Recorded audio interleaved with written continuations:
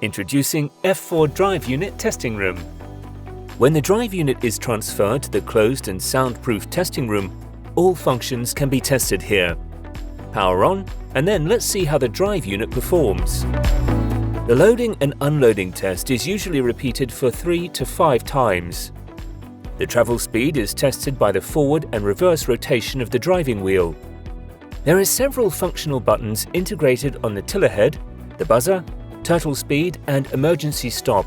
The decibel meter assesses sound levels. Each feature is confirmed normal. When marked automatically by laser and EP logo stuck on the cover, that means the drive unit passes the test.